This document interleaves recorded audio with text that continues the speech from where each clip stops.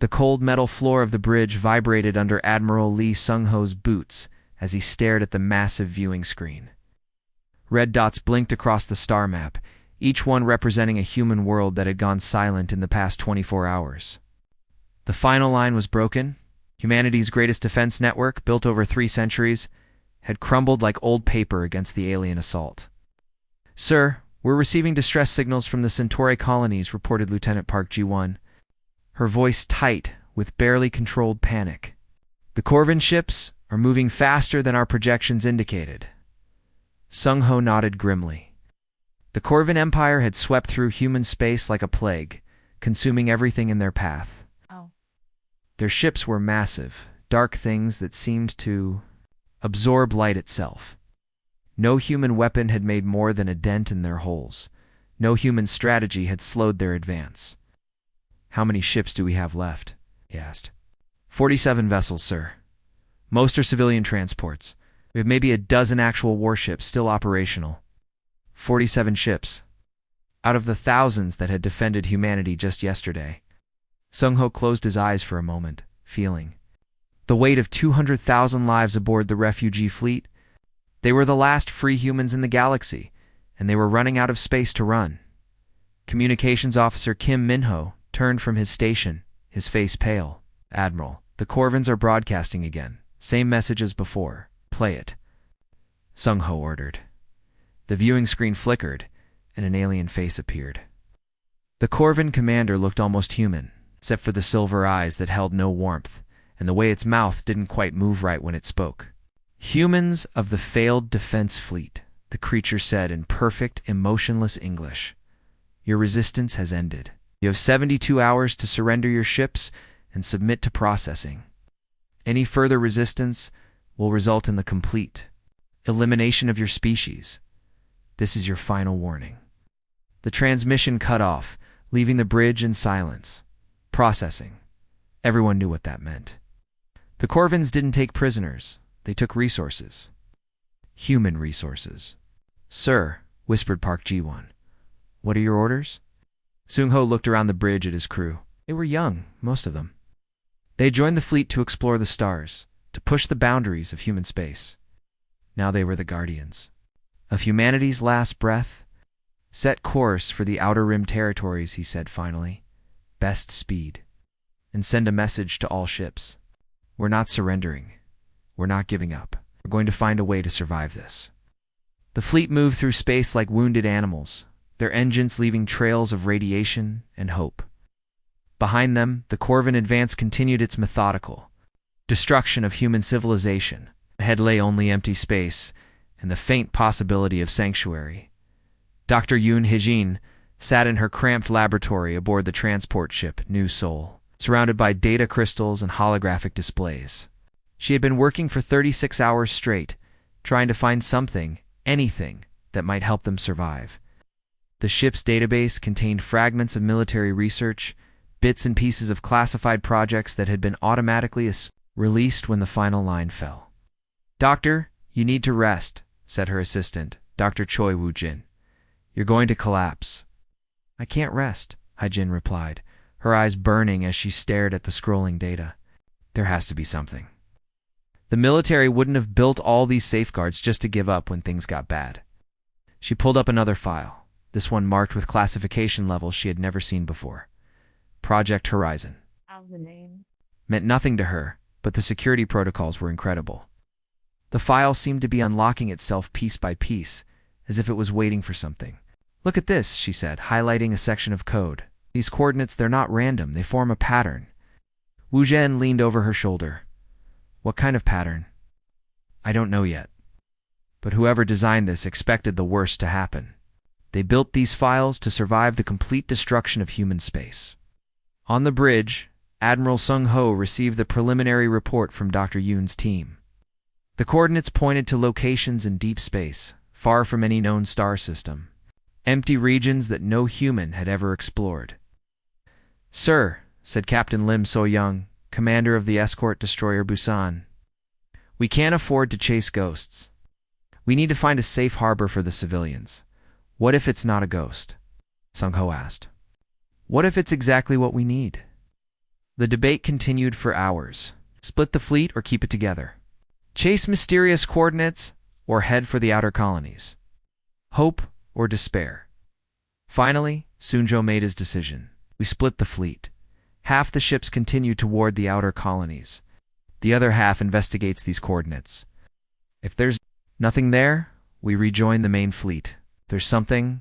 double quotes, and if the Corvins catch us divided, asked So Young. Then we die fighting instead of running, Sunjo replied. But maybe, just maybe, we find a way to fight back. The refugee fleet split apart in the darkness between stars, each group carrying the hopes and fears of humanity's last survivors. Behind them, the Corvin Empire continued its advance. Confident that victory was already assured, they had no idea what humanity was capable of. When pushed to the edge of extinction, Dr. Yoon Hae-jin rubbed her tired eyes as she stared at the holographic display floating in front of her.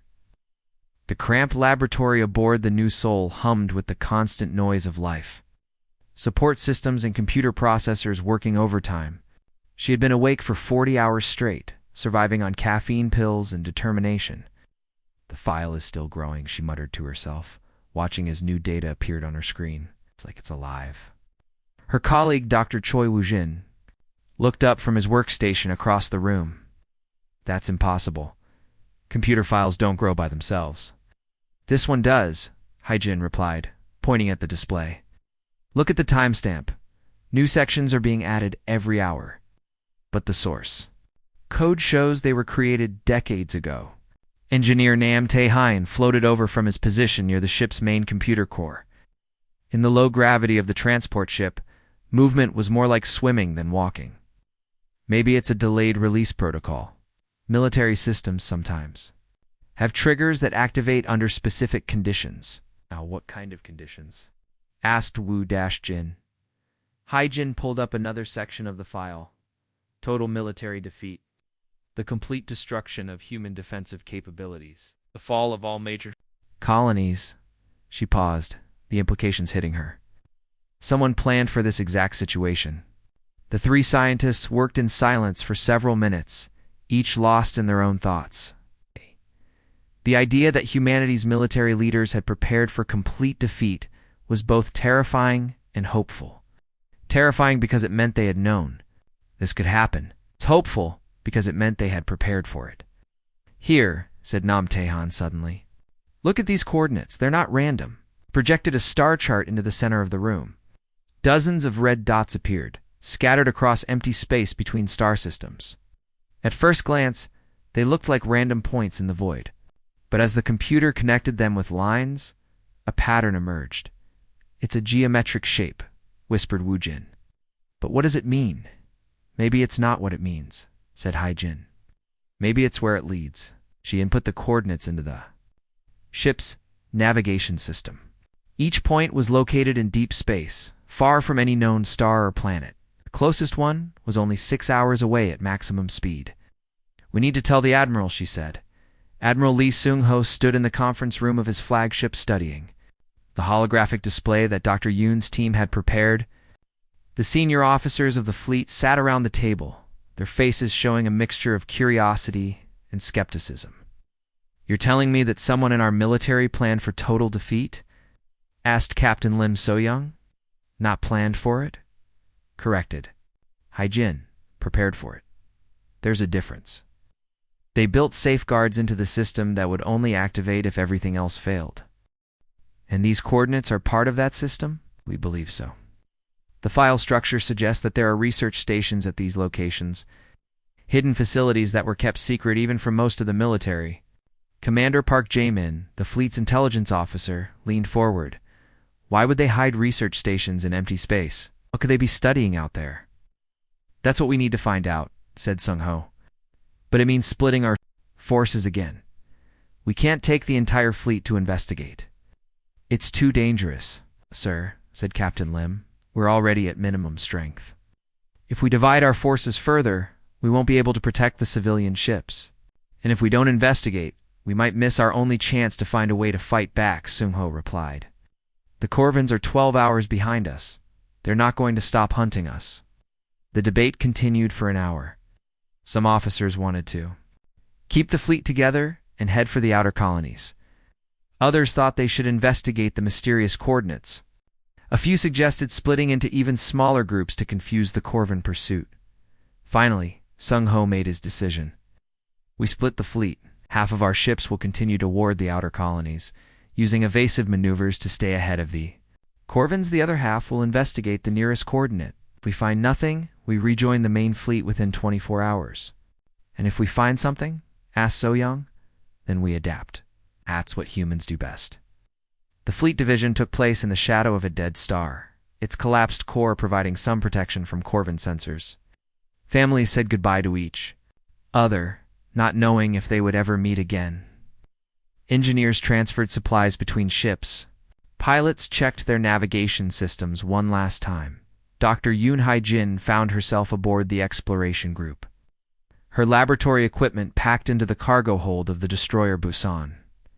As the two groups of ships separated, she watched through the viewport as half of humanity's survivors disappeared into the darkness. Nervous? Asked Nam Tae-hyun, floating beside her. Terrified, she admitted, but also excited. We might be about to discover something that could change everything. Exploration fleet moved toward the first coordinate, their sensors scanning the empty space ahead. Behind them, the Corvin pursuit continued, their massive ships cutting through space like sharks following a blood trail. But somewhere in the void ahead, humanity's last hope waited in the darkness.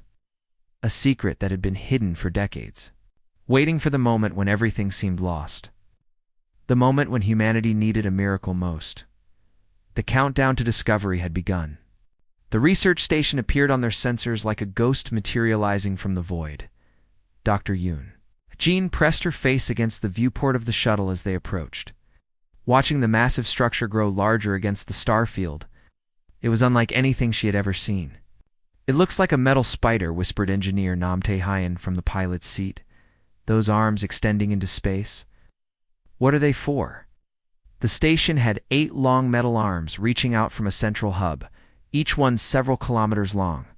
Strange energy readings pulsed along their length, creating patterns of light that seemed to bend and twist in impossible ways. The entire structure rotated slowly, as if it was searching for something in the darkness. Take us to the docking bay, said Hai-jin, but keep the engines warm. Don't like the look of this place. The shuttle connected to the station with a soft thud. The docking bay was surprisingly normal, with standard human airlocks and gravity systems. But as soon as they stepped inside, Hai-jin felt something was wrong. The air tasted different, charged with energy that made her skin tingle. Artificial gravity is working, reported Nam Tae-hyun, checking his instruments. Atmosphere is breathable.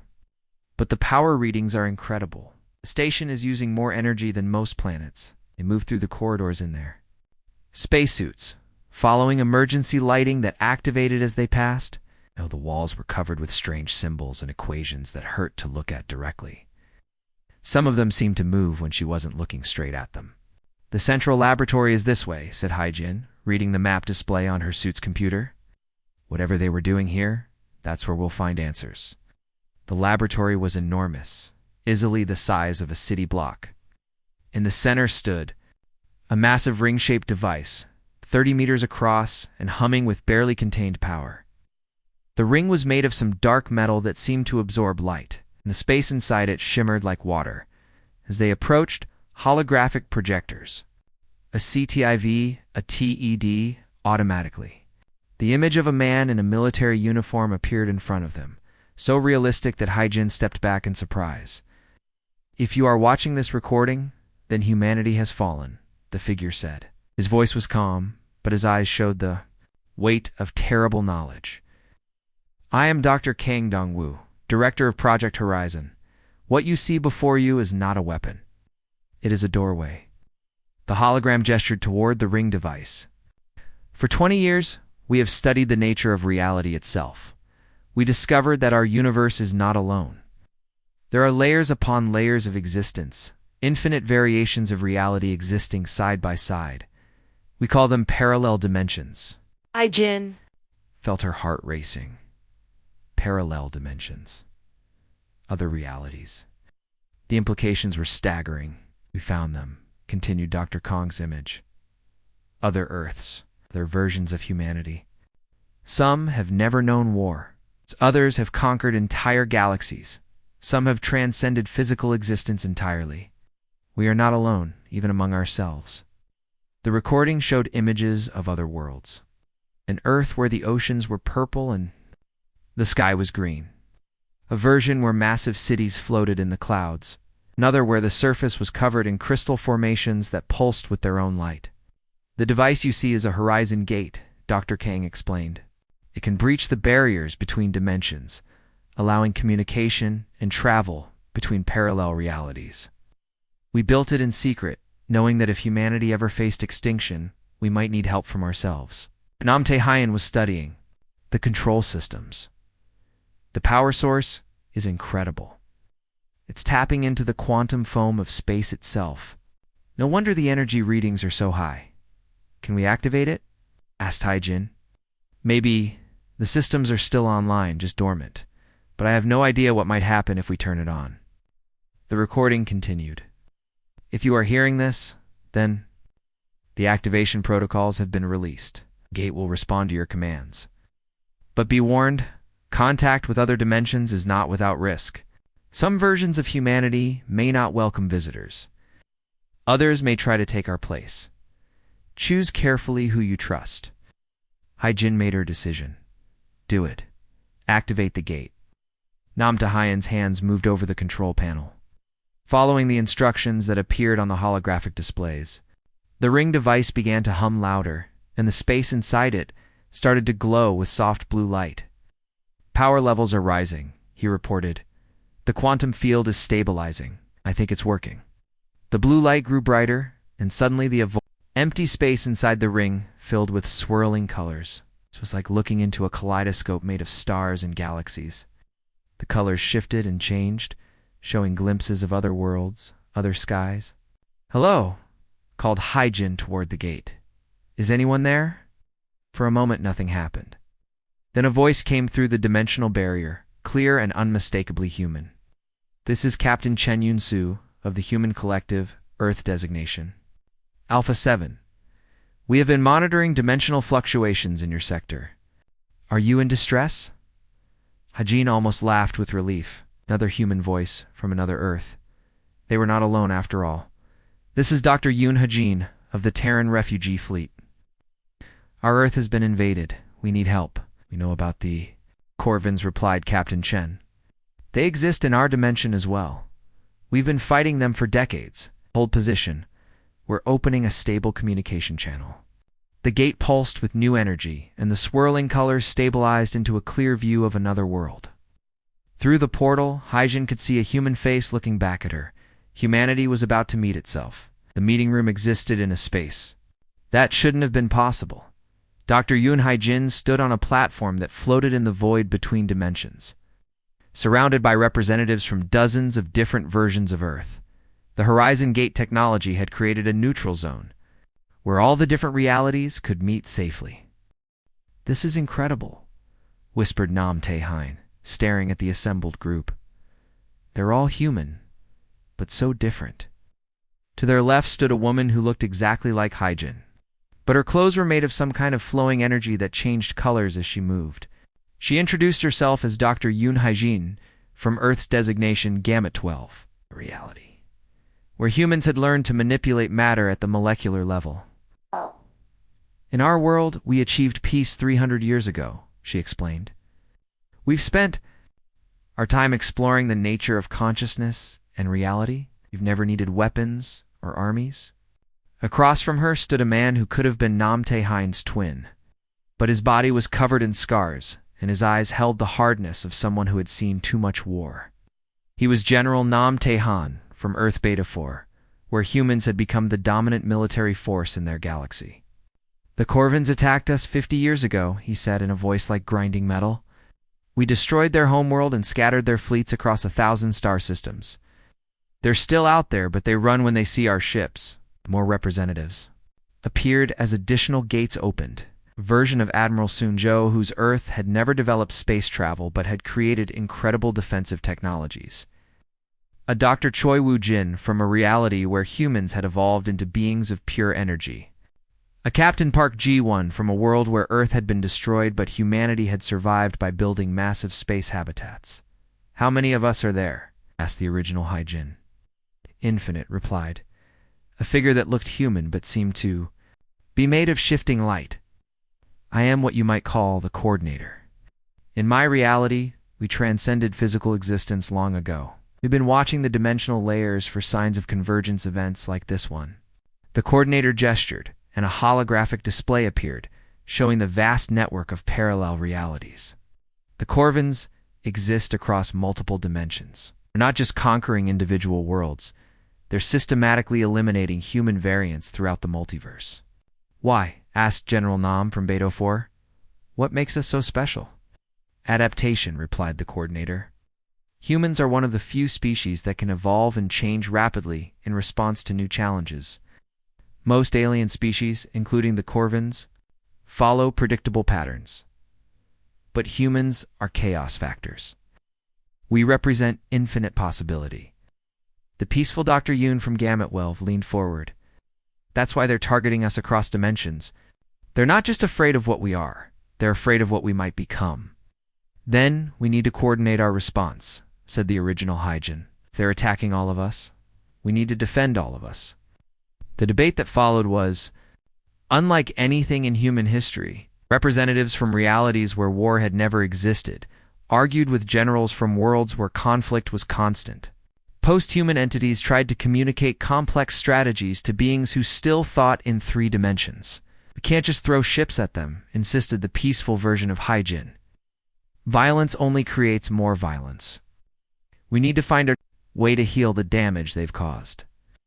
"Healing won't stop them from killing more humans," countered General Nam. "Sometimes you have to fight to protect what you love." The coordinator raised a hand for silence. "You're both right. Corvins are like a cancer that spreads across dimensions. To stop them, we need both healing and cutting. We need to coordinate an attack that addresses their threat on multiple levels simultaneously." The plan that emerged was extraordinary. Each reality would contribute what they did best. The peaceful civilizations would provide healing technologies and defensive systems.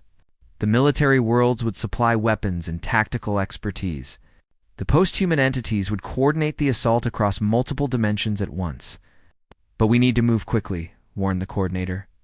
"The dimensional barriers are unstable. We can maintain this convergence for perhaps 12 hours before the realities begin to separate again." Admiral Sung-ho received the message through the dimensional communicator while his fleet was still running from the Corvin pursuit. The word seemed impossible at first, helped from infinite versions of humanity, a coordinated assault across multiple realities, technologies that could reshape the very nature of warfare. "Sir," said Lieutenant Park Ji-won, "are we really going to trust this? It sounds like something from a dream." "Dreams are all we have left," replied Sung-ho. "Besides, look at the sensor readings. Ships are appearing all around us. Ships that register as human but use technologies we've never seen." Through the viewports, the crew could see vessels materializing out of thin air.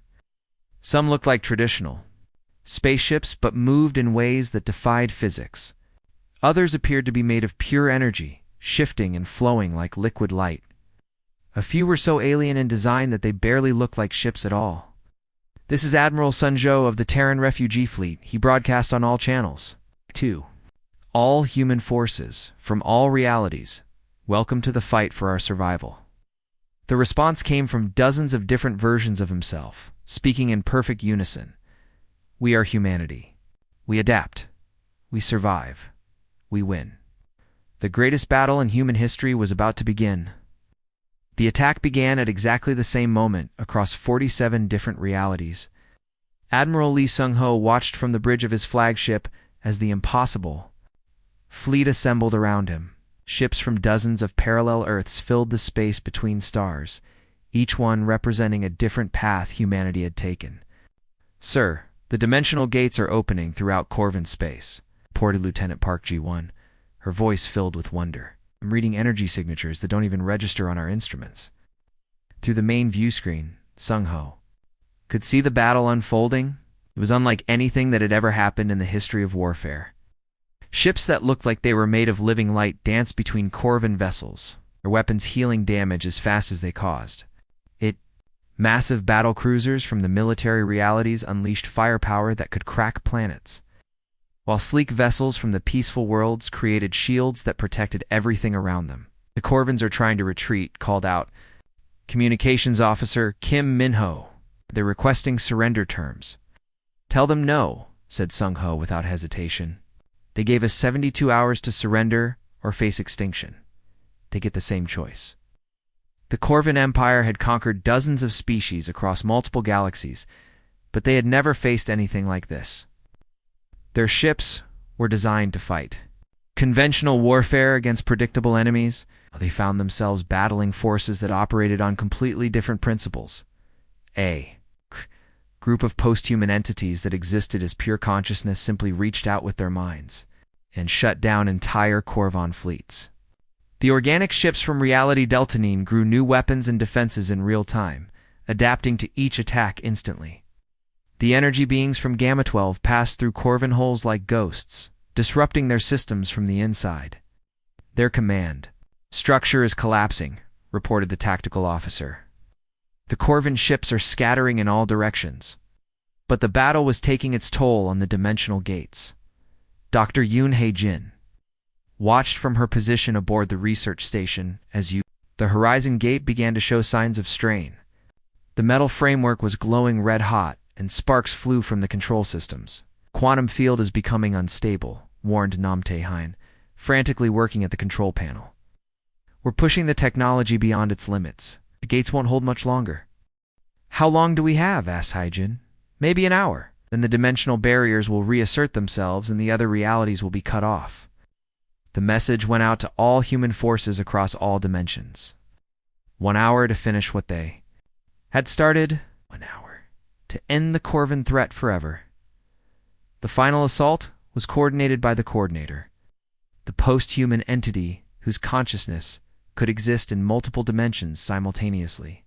Every human force moved as one, striking at the heart of the Corvin Empire with precision that bordered on the supernatural. Target the primary command ships, ordered General Nam from Reality Beta 4. Cut off their ability to coordinate and the rest will fall. The peaceful Dr. Yoon from Gamma 12 had a different approach. We're not just fighting ships, she said through the dimensional communicator. We're fighting the fear and hatred that drives them.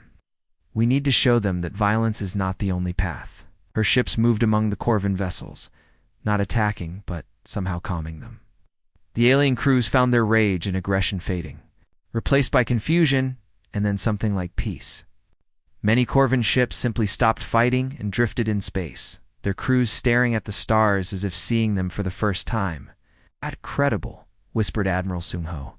They're not destroying them. They're healing them. The battle ended. Not with explosions, but with silence. The Corvin Empire, which had seemed unstoppable just hours before, was finished. Some of their ships had been destroyed, others had surrendered, and many had simply stopped fighting when their crews realized there was another way to exist. All human forces, this is Admiral Sung-ho. He broadcast to the assembled fleet. The Corvin threat has been eliminated. Humanity is safe. The cheers that came back were in dozens of different languages from dozens of different realities, but they all meant the same thing. They had won. But victory came with a price. The dimensional gates were failing, burning out from the massive energy expenditure. The various human realities began to separate, each returning to their own layer of existence.